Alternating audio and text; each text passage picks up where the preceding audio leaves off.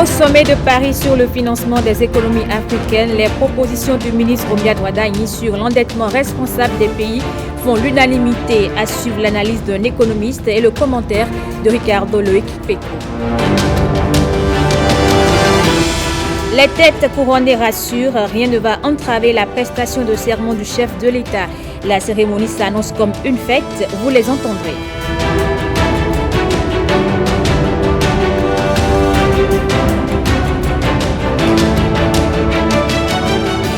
Et puis à Parakou, dans certains collèges d'enseignement général, l'heure est à la révision. Les programmes scolaires sont presque bouclés et on reste focus sur les examens nationaux.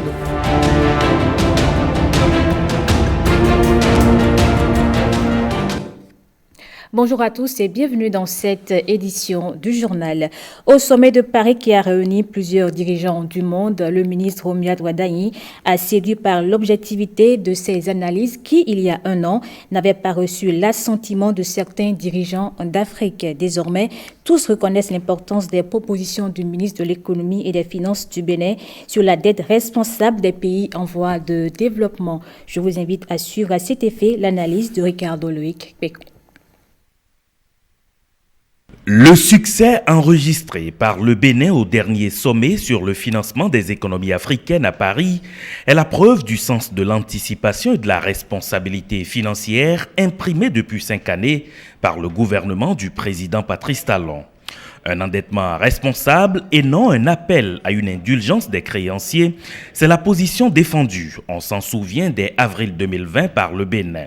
Cette solution devrait, selon l'argentier national Romuald Ouadagni, permettre aux pays en développement de réduire les écarts déjà croissants en leur défaveur entre eux et les pays du Nord en matière de facilité d'accès aux ressources du marché financier. Mais l'efficacité de l'option d'un endettement responsable implique un certain nombre de sacrifices pour les pays concernés. Sacrifices qui peuvent se résumer en un énorme effort de gouvernance et d'assainissement des finances publiques afin d'accroître l'efficacité de l'utilisation de la dette avec des choix courageux qui devront s'inscrire dans une vision de moyen et long terme. Une rationalisation de la dépense publique est alors nécessaire pour assurer non seulement les besoins urgents en matière de réponse aux effets de la pandémie de la COVID-19, mais aussi pour induire les effets positifs des dépenses publiques sur le moyen et long terme. Et c'est ce que fait incontestablement le Bénin, pays à revenus intermédiaires qui, dans la politique mise en œuvre depuis quelques années, a été plusieurs fois félicité par les institutions de Bretton Woods, mais aussi par les différentes agences de notation. Le pays a été toujours crédité de bonnes notes avec de très bonnes perspectives. Le Bénin ne s'est jamais caché derrière un quelconque report du service de la dette. C'est donc un signal fort. Le niveau de corruption baisse de plus en plus. Et récemment encore, avec la création de la Cour des comptes, cela devrait être plus prononcé. Des projets structurants sont initiés et des infrastructures de qualité sont réalisées un peu partout dans le pays. Il va donc falloir poursuivre dans cette même dynamique pour être en mesure d'émettre de bons signaux sur les marchés financiers afin d'être en mesure d'y lever à moindre coût, dans le moyen et le long terme, les ressources financières nécessaires pour le financement des économies. Le rôle des institutions internationales sera alors d'accompagner les pays à asseoir davantage les bonnes pratiques en matière de gouvernance et d'assainissement des finances publiques. Ce faisant, les pays pourront se mettre dans une logique d'endettement responsable sans se contenter de solliciter une quelconque indulgence des créanciers. Le Bénin aujourd'hui en est un exemple. C'était donc l'analyse de Ricardo Loïc Péco et dans l'extrait qui va suivre, un économiste traduit la pertinence des propositions du ministre Omiad Ouadagni qui, lors de ce séminaire, est revenu sur l'importance pour chaque pays en voie de développement d'opérer des endettements responsables et non de solliciter l'indulgence des créanciers. Il est au micro de Ricardo Loïc Péco et de Donatien Falola. La position que le Bénin avait adoptée il y a un an, elle est maintenue, elle n'a pas changé. Et plus encore, l'ensemble des pays qui avaient participé au sommet de Paris, ces pays sont en train de rejoindre finalement la position que le Bénin avait défendue à l'époque, qui n'avait pas plu à un certain nombre de pays. Je me rappelle encore cette déclaration du ministre sénégalais des Finances qui prenait à l'encontre-pied la position du ministre béninois des Finances. Et on peut retenir, et on peut s'en réjouir d'ailleurs que le Bénin avait vu loin, il y a un an, en adoptant sa position, en restant figé à sa position, et que cette position aujourd'hui, elle est en train d'être celle que l'ensemble des pays adoptent. En un mot, c'est quoi? Il ne s'agira pas d'empêcher les pays de se procurer des ressources financières, de s'endetter, mais il faudra que les pays puissent adopter une stratégie d'endettement responsable, ne pas se cacher derrière des situations de crise qui surviennent pour solliciter de façon continue des moratoires pour le remboursement de leurs dettes. Et en recourant au DTS, les pays ne payent pas des intérêts. Ou du moins, même s'il devrait y avoir des intérêts à payer, c'est vraiment minime, c'est de l'ordre de 0, quelque chose pour cent, contrairement au recours au marché financier où les pays vont supporter des taux d'intérêt élevés. Ça permet donc aux pays africains de pouvoir, si la solidarité qui a été annoncée devient effective, ça leur permet de pouvoir mobiliser quand même à partir donc, des ressources du Fonds monétaire international à travers les droits de tirage spéciaux, d'importantes ressources pour pouvoir relancer leur économie de façon structurelle.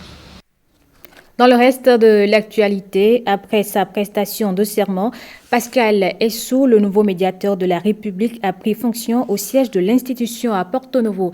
Il succède ainsi à Joseph Yonlonfou qui aura passé environ 8 ans à la tête de l'institution. Brice Rumbo et Firmin Bassao.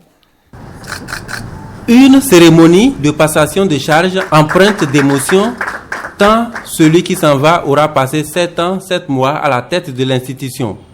Un médiateur sortant dont les initiatives et innovations ont permis de révéler l'institution au-delà même des frontières nationales. Ceux avec qui j'ai travaillé ne sont pas seulement des collaborateurs. Nous nous sommes constitués en effet comme un orchestre, chacun jouant sa partition. L'essentiel, c'est d'exécuter en symphonie notre mission patriotique, ce qui a été le cas. Le médiateur de la République joue le rôle principal d'intercesseur gracieux entre les administrés et l'administration publique. Il suggère au chef de l'État des propositions tendant au fonctionnement normal et à l'efficience des services publics. Lors de notre prestation de serment devant le président de la République, le chef de l'État a raffirmé son ambition de voir le médiateur de la République œuvrer plus pour le maintien de la paix, le dialogue social et la recherche de solutions durables aux griefs des administrés. Conscient de cette mission à nous confier par le président de la République, je voudrais vous rassurer qu'elle sera accomplie en toute impartialité et équité, conformément aux exigences de la loi régissant l'institution. L'institution est membre de plusieurs organisations sous-régionales, régionales et internationales. Pascal Essou est donc le nouveau médiateur de la République. Mais pour ceux qui ne connaissent pas l'homme, de quel bord politique est-il et que sait-on de lui? Ghislain Pouguet a tenté d'apporter des éléments de réponse. Je jure. Celui qui désormais enfile le costume du médiateur de la République est originaire du département du Koufo, de la commune d'Aplahoué. Opérateur économique à l'origine, il a un passé d'homme politique pas négligeable. Ancien membre du parti Foscori pour un Bénin émergent, ancien député élu sur la liste du même parti dans la 11e circonscription électorale, ancien président d'honneur de l'ex-parti politique NAPED. Il a fait le choix de l'actuelle mouvance présidentielle dès août 2017. Il intègre alors le bloc républicain où il est membre du bureau politique national. Ceux qui le connaissent parlent de lui en homme de dialogue et d'expérience, affable. Pour réussir dans ses nouvelles fonctions, à coup sûr, il aura besoin de ce trait de caractère. Le médiateur de la République hérite souvent de dossiers complexes qui opposent l'administration publique à des fonctionnaires. Dimanche prochain, le chef de l'État va prêter serment dans le rang des têtes couronnées et dignitaires. La cérémonie est tout simplement une fête qui s'annonce dans la paix. Blaise Adampo et Rodrigue Blondoumé les ont interrogés suivant leurs propos.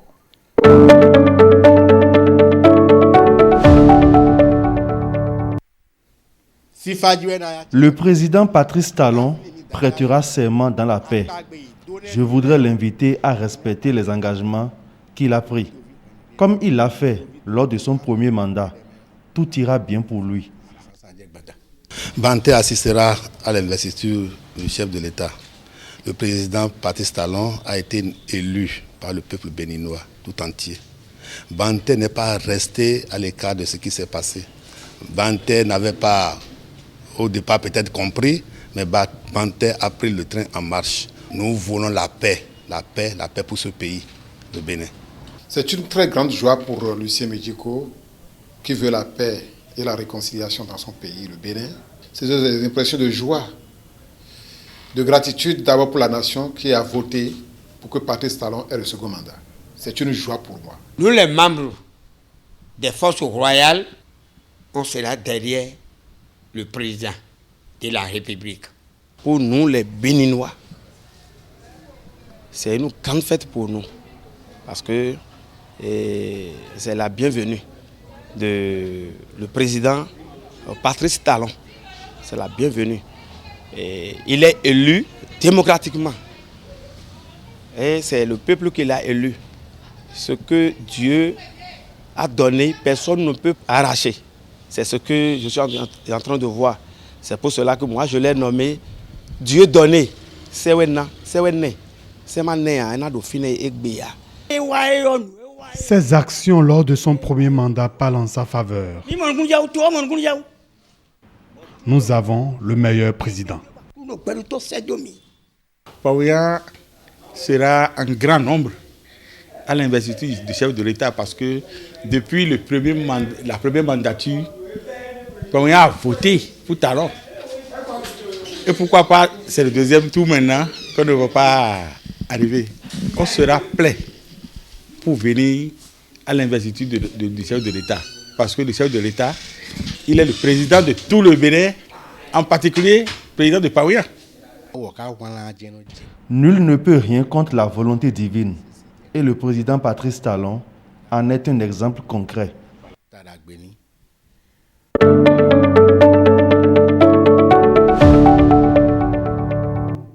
La station terminale du pipeline Export Niger-Bénin sera bientôt réalité. Le ministre d'État Abdoulaye Biotchane a procédé au lancement des travaux. La station est annoncée pour être le plus gros projet infrastructurel du Bénin depuis les indépendances. Nicanor Kovi et Michel Ewe. Un bouton, un bruit de moteur, et c'est l'industrie pétrolière béninoise tout entière qui se met en marche.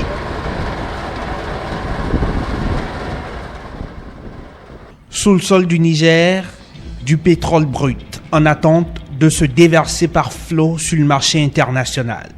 Et le Bénin en devient la clé d'accès avec la construction de cet hélicoduc grandeur nature. D'une longueur d'environ 1980 km, dont 675 sur le territoire béninois, le pipeline export Niger-Bénin va permettre d'acheminer le pétrole brut du champ d'Agadem au Niger jusqu'à Sémé, et plus précisément sur le site où se déroule la présente cérémonie, site qui accueillera la construction de la station terminale, la plus importante de toutes les stations du projet.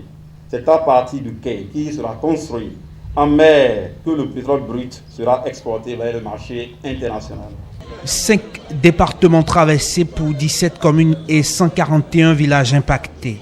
C'est parti pour 2 ans de travaux et pour 40 ans au moins d'exploitation du pipeline export Niger-Bénin.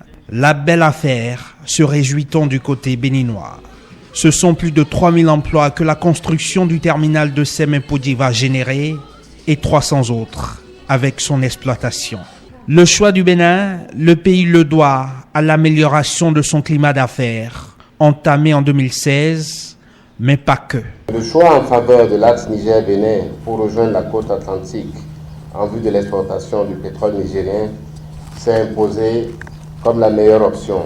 Et cela, surtout en raison des relations longues et anciennes entre notre pays, le Bénin, et la République du Niger. Et bien sûr, en raison des fortes relations que nous avons avec nos amis chinois. Nous allons œuvrer ensemble, tant au niveau gouvernemental que par des entreprises d'investissement à rehausser la coopération bilatérale à un niveau plus élevé et à remporter des succès dans la construction d'une communauté d'avenir partagée Chine-Afrique.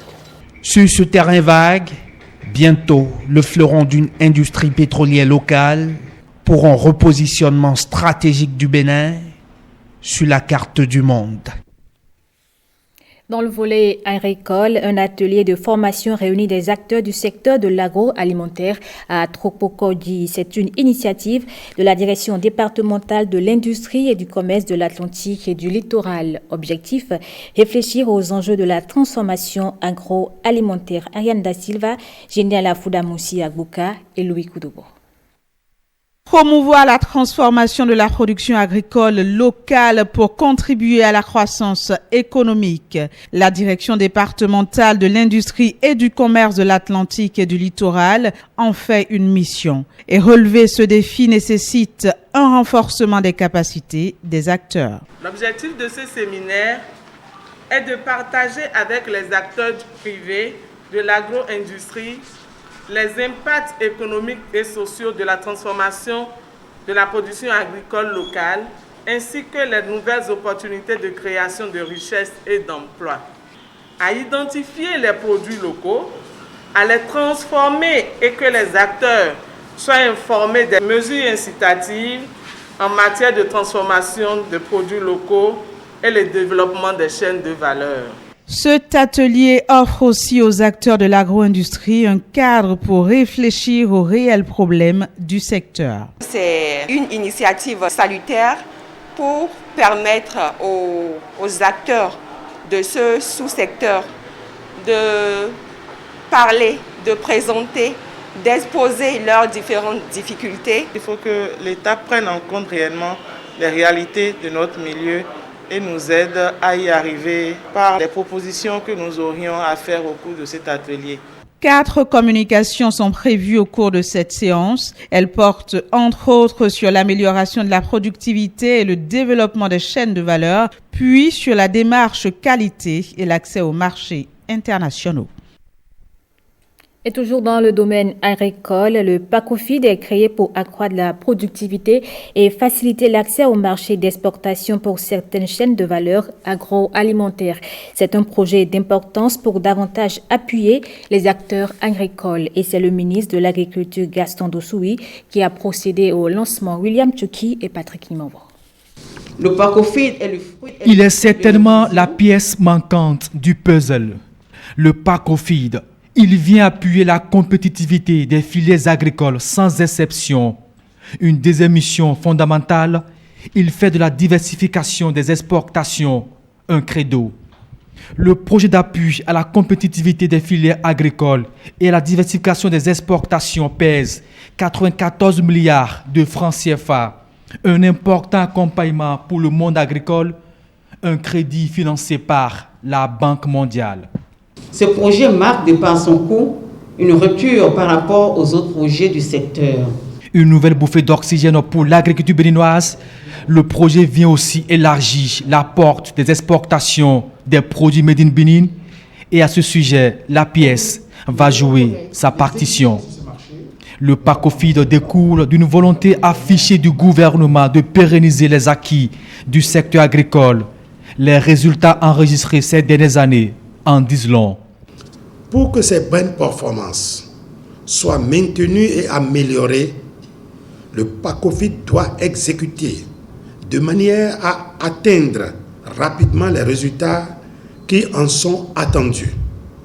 Je vous exhorte donc à faire preuve d'abnégation, de détermination et de suivi constant de l'exécution des activités, et cela en collaboration avec les structures techniques et les ministères sectoriels concernés. Faire du Bénin une puissance agricole, la vitesse de croisière est engagée avec ce lancement des activités de PACOFID et c'est parti pour 6 bonnes années d'intense soutien à toutes les filières agricoles. Je vous le disais en titre, à Parakou, les examens de fin d'année se préparent activement. Les programmes scolaires dans les collèges d'enseignement général sont pratiquement achevés et pour les élèves, c'est le moment des révisions. Voici le constat de Ronald Robinson et Giscard Akpovi. Au collège d'enseignement général de Guéma, les programmes scolaires sont pratiquement achevés au niveau des classes d'examen du BEPC et du bac, selon les autorités du plus grand collège du Septentrion. Quand je prends particulièrement ma classe, les classes de terminale où j'interviens, j'ai déjà terminé mon programme depuis déjà 2 semaines, où je suis en train de faire actuellement des séances d'intégration, c'est-à-dire des révisions avec les apprenants pour leur permettre de se préparer non seulement pour ce devoir, mais également pour les examens. Et c'est pareil dans toutes les classes de 3e et les classes de terminale. Pour les classes intermédiaires, les collègues ont déjà terminé, ils sont en train de faire la révision, préparer certains candidats pour l'année prochaine. Dans les classes, silence. On se concentre sur les sujets des dernières compositions de l'année. Nous sommes presque à 98% d'achèvement des programmes. Et après ces devoirs, la semaine prochaine, c'est les révisions que les enfants vont commencer avec leurs professeurs. Nous allons faire en sorte que les enfants soient toujours à l'école. Même son de cloche ici au CEG Banikani. Le directeur met la bouchée double pour combler des lacunes détectées chez certains de ses futurs candidats. C'est d'abord le faible niveau des apprenants que nous avons enregistré cette année. Comparativement à l'année passée, nous avons décidé d'organiser des séances de renforcement à l'endroit des candidats. On a déjà fini le programme, mais on vient à l'école pour faire des révisions avec nos professeurs. Ça se passe bien. Dans cet établissement privé de la cité des Koboro, les classes intermédiaires sont déjà en vacances depuis une semaine. L'heure est aux travaux dirigés. Les cours ont démarré dès le premier jour, le 28 septembre. Et nous avons travaillé sans désemparer jusqu'aux environs du 10 mai. Les TD qu'on fait à l'école, ça nous aide à apprendre un peu plus. On prie aussi Dieu parce que ce n'est pas seulement la connaissance qui ira faire le reste là-bas. Je me prive un peu de sommeil puisqu'il faut réviser ce qu'on a vu depuis le début de l'année et ce n'est pas facile de le faire sans se priver de sommeil. Il y a aussi les conseils des professeurs qui nous aident. Les membres d'administration aussi qui nous conseillent beaucoup, les parents qui nous soutiennent. On a essayé de ne pas intensifier les cours, d'apprendre au fur et à mesure et de traiter encore les TD quand on rentre à la maison parce que le soir, on est libre. Une évaluation communale avec des résultats accessibles permettra à l'avenir aux établissements publics et privés de mieux se jauger pour affronter efficacement les examens nationaux. On parle maintenant de sextorsion, consciemment ou inconsciemment. Vous avez peut-être déjà envoyé une de vos photos intimes à une connaissance ou à un ami circonstanciel sans savoir que cette image peut être objet de rançonnement. C'est cela, la sextorsion. Rebecca Kinjamoudé et Benjamin Denayon nous donnent plus de précisions. Le mode opératoire ne change pas. Tout commence généralement par une demande d'ajout sur Facebook ou Instagram. Un clic et vous donnez ainsi naissance à une aventure virtuelle. Une aventure qui vire quelquefois au cauchemar. J'ai pensé au suicide. J'étais complètement désespéré. La sextorsion. Ce mot inconnu du grand public et qui pourtant, comme un bossu, nous suit à chaque clic. À chaque connexion, à chaque like ou encore à chaque partage sur les réseaux sociaux. C'est une jeune femme qui commence à sympathiser avec vous et au bout de quelques jours, elle vous demande de vous voir en vidéo. Elle vous emmène vers des discussions un peu chaudes pour adultes et joue des vidéos préenregistrées. Des vidéos prises sur Internet ou des vidéos de personnes enregistrées, etc. et qui vous encouragent à en faire de même. Donc, à lui montrer votre nudité et à vous laisser aller jusqu'au bout. Un laisser-aller nuisible, une relation sexuelle virtuelle mais enregistrée par celui à l'autre bout de la ligne. Un enregistrement qui fera objet de menaces si une rançon n'est pas payée. Ainsi naît un business juteux pour le cyberdélinquant. Des sommes exorbitantes sont réclamées. Cet homme en a d'ailleurs fait les frais. On a discuté pendant un moment, elle a fait certaines choses, elle m'a demandé d'en faire d'autres que j'ai fait évidemment. Ce qui s'est produit par la suite, c'est que elle m'a dit de regarder, d'aller suivre en lien Quand elle m'a expliqué qu'elle m'avait piégé, d'aller suivre en lien. Ce lien donné sur YouTube, c'était une vidéo mise en confidentialité totale, donc à part elle et la personne qui n'avait le lien ne pouvait la voir. J'ai vu ça et là elle a commencé à me faire marcher dans son histoire, quoi, pour avoir ce qu'elle voulait. Et ce qu'elle voulait, c'était de l'argent. Les hommes constituent 90% des victimes. L'Agence nationale de la sécurité des systèmes d'information répertorie 3 à 4 cas par semaine. Évitez d'envoyer au moins votre tête. C'est le minimum de précaution que vous pouvez prendre. Un autre conseil, ne les braquez pas. Parce qu'ils sont dans une situation. Ils savent que dès lors où ils publient, ils ne peuvent plus faire pression sur vous. Et dites-vous qu'un de ces éléments lâchés dans la nature, on ne peut plus le rattraper. Nul n'a envie de retrouver son intimité exposée sur les réseaux sociaux, sachant que Internet a de la mémoire. Vigilance donc pour ne pas tomber dans les travers de ces cyberdélinquants en quête permanente de nouvelles proies. Le maire de la commune de Banikwara a tenu une séance avec ses administrés résidant à Parakou. Bio Sarakotamou entend à travers cette initiative impliquer la diaspora de la cité de l'Or Blanc dans le processus de développement local inclusif de la commune de Banikwara. Les détails avec Alexis Assoba et Doc Astito. Les ressortissants de la commune de Banikwara, résidant à Parakou et environ, entendent participer de manière efficace et efficiente au développement de la cité de l'Or Blanc. Banikwara regorge de beaucoup de compétences, dans plusieurs domaines. Et quand on demande de participer au développement d'une commune, ce n'est pas forcément prendre de l'argent de sa poche et d'aller déposer dans les caisses de la commune. Le plan de développement communal PDC 3e génération focalise les attentions au cours des échanges. Nous avons essayé de définir le PDC, le plan de développement communal. Qu'est-ce qu'on entend par PDC? Comment on l'élabore? Quel sera le rôle de la diaspora dans le PDC? Nous avons également besoin de l'expertise de nos frères. De tous ces filles qui vivent hors de Banikwara. L'expertise pour un investissement intellectuel, je crois que ce sera un grand plus pour la commune. Nous sommes actuellement à la phase de l'évaluation. Mais ça fait déjà 4 ans d'exécution de ce PDC. Nous sommes à la phase d'évaluation. L'évaluation n'est pas encore terminée. Nous allons faire le bilan évaluatif et également préparer le PDC 4e génération. C'est donc une tournée de sensibilisation et de reddition de comptes à l'endroit de la diaspora de Banikwara. Biosarakotamou attend recevoir de chaque fille et fils de la commune des propositions concrètes pour un réel développement local inclusif.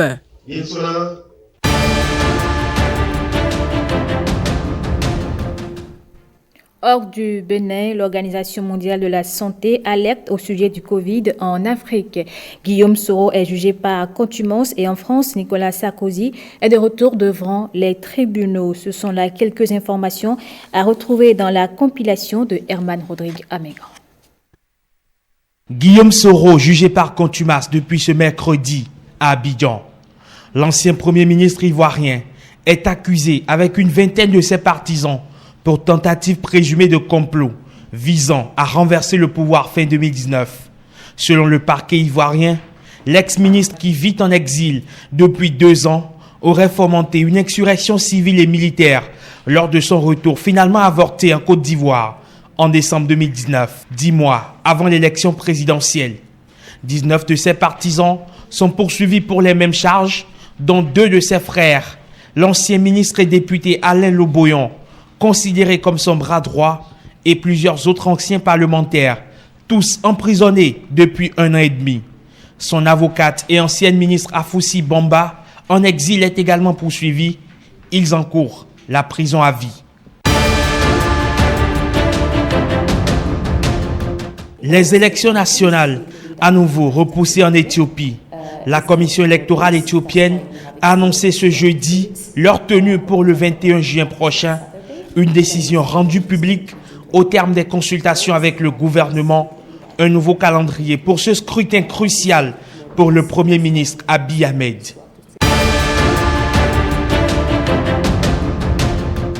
Alerte, le Bureau régional pour l'Afrique de l'Organisation mondiale de la santé met en garde contre le risque d'une nouvelle vague de contamination de Covid-19 sur le continent à cause de retards croissants dans la vaccination par rapport au reste du monde. Seule environ la moitié des 37 millions de doses de vaccins contre la Covid reçues en Afrique ont été administrées jusqu'à présent, affirme l'OMS, tout en soulignant que certains pays africains ont été exemplaires en matière de déploiement de vaccins. Nicolas Sarkozy, une fois encore, devant les tribunaux. Le procès Big Malion s'est ouvert ce jeudi devant le tribunal judiciaire de Paris en l'absence remarquée de l'ancien chef d'État français jugé pour dépenses excessives lors de sa deuxième campagne présidentielle en 2012. Le procès prévu sur 1 mois aurait dû débuter mi-mars, mais il avait été reporté en raison de l'hospitalisation de l'avocat de Jérôme Lavrieux, protagoniste central du dossier.